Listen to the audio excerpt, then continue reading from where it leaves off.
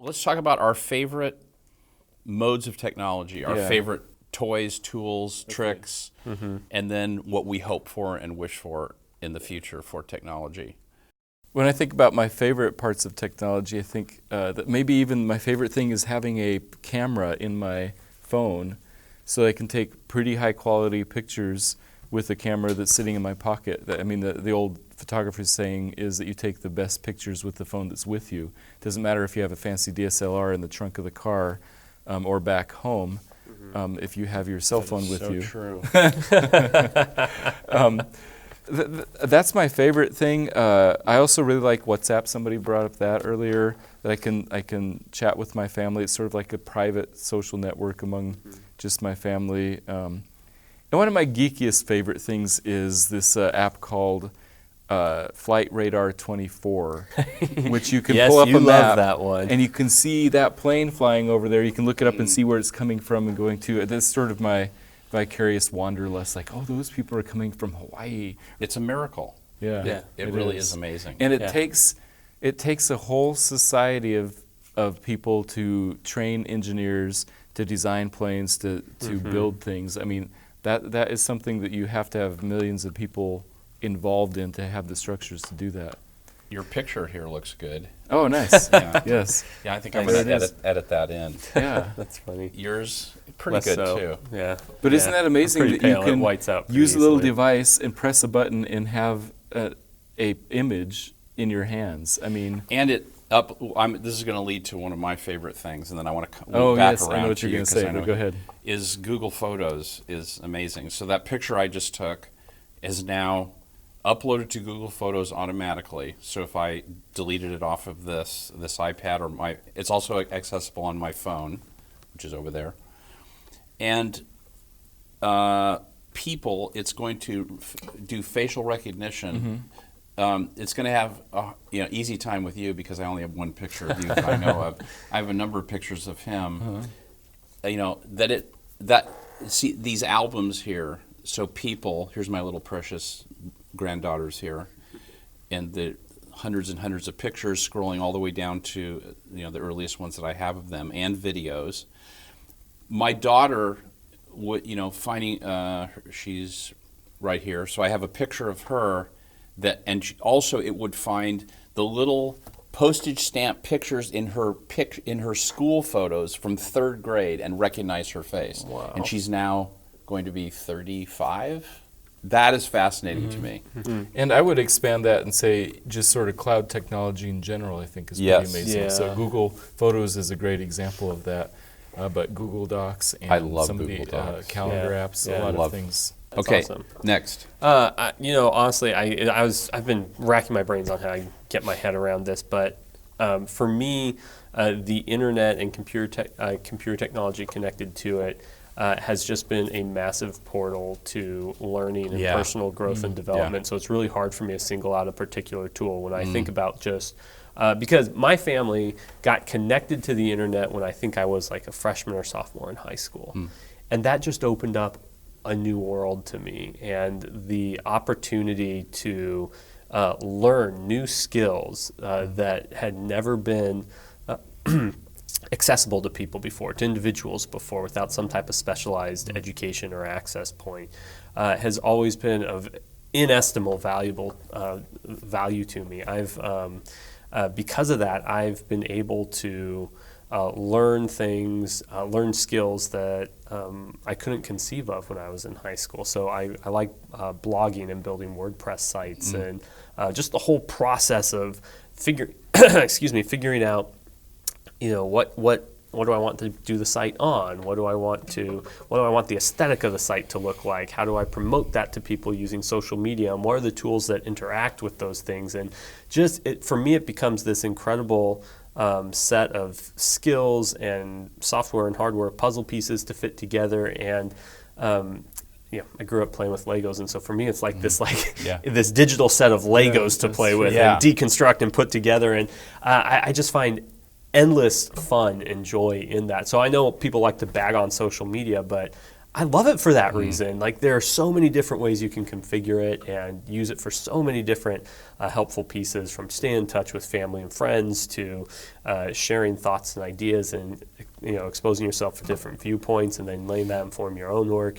So the internet for me has just been this tool for great good and great value and learning, and that's something I just really enjoy and love.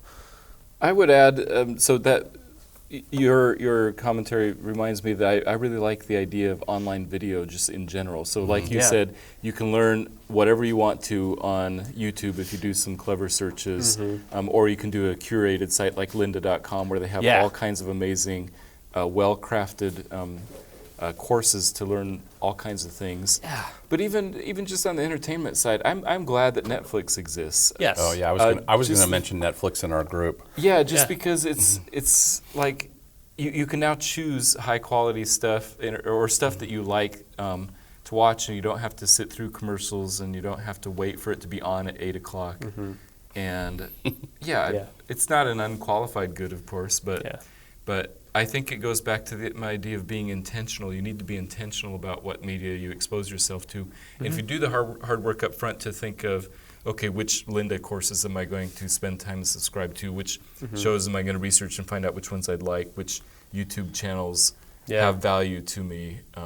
Then it's amazing what you can find. Yeah, absolutely. And I would add to that, I've really, over the last couple of years, become a real fan of podcasts. I think the podcasting revolution, as they call it, has so decentralized radio that it's a fantastic way to expand your horizons and really delve deep into the marketplace of ideas. Yeah, and time shift. It's like the DVR for radio. Yeah. Have you ever listened to On the Media?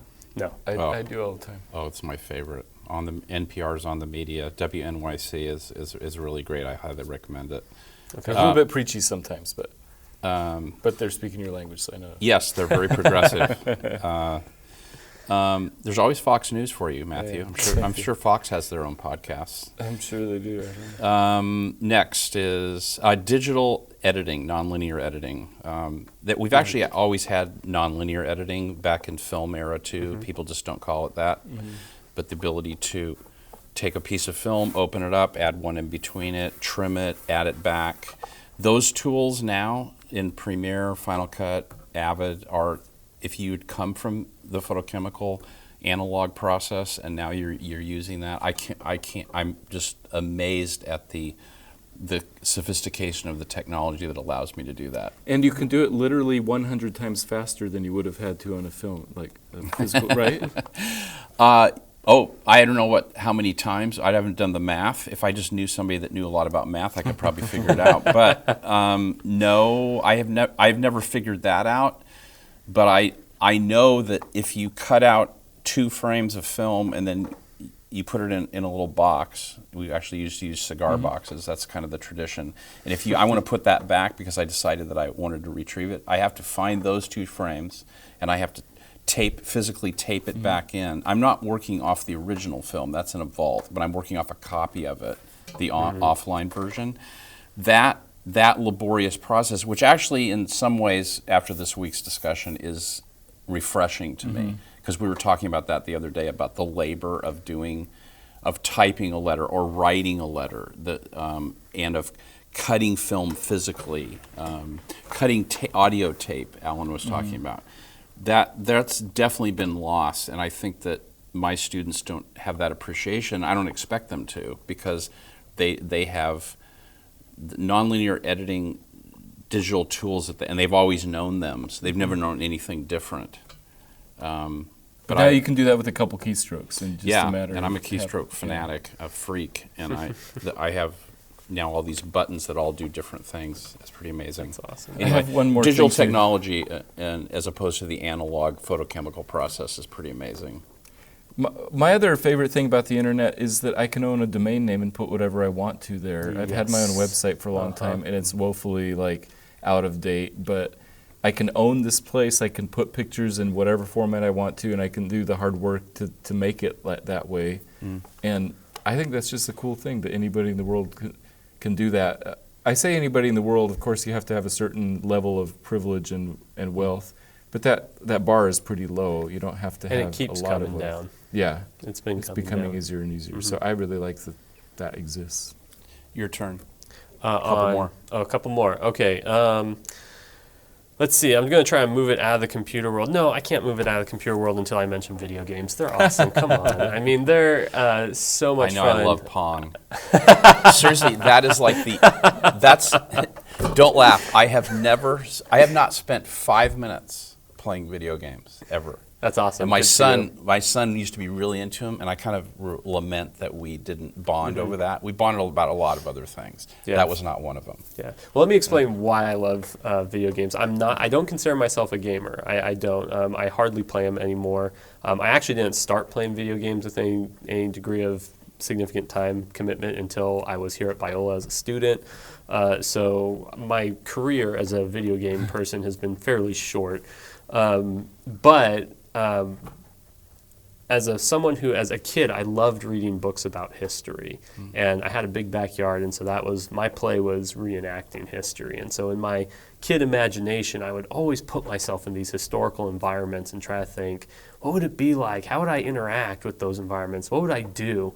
And so when video games like Call of Duty came along to drop you into a World War II combat zone, when Sid Meier's started making Civilizations games where you get to play in some fictional way a historical leader building their civilization from the ground up. I was a kid in a candy shop. I just thought it was so fantastic that video games are able to do that. And as a guy who taught high school history, that was a point of engagement for a lot of my students. They played games that reflected on some period of history. And obviously games aren't going to be like historical books that are going to give you the accurate record, but at least it got students asking questions. They would recognize things. They would hear similar words, and they would make those connections. So video games often get a bad rap, but for me they became an incredible teaching tool and a way to engage conversations about deeper and bigger things. And so I really do like them for that point. But off of computer-based digital communications technologies now, I think one of the things I've been thinking about is food. I think we all like food. We like good food, and when we think we live in Southern California, that is naturally blessed by geography and weather to have multiple growing seasons and diverse foods. What we still need to be able to enjoy food in the urban environment are the supply lines. I think that's one thing that often gets missed in our technological age is the technology of supply lines, especially when it comes to food supply and having a consistent food supply year round to get us the food we like. It's a marvel. And so I would say, modern supply lines. I think we better wrap this up. Yeah. Sounds good. A great technological marvel, a great jig is the period. So we'll use one now and end this. But thank you for the conversation. I've thoroughly enjoyed it. Yeah, fun times.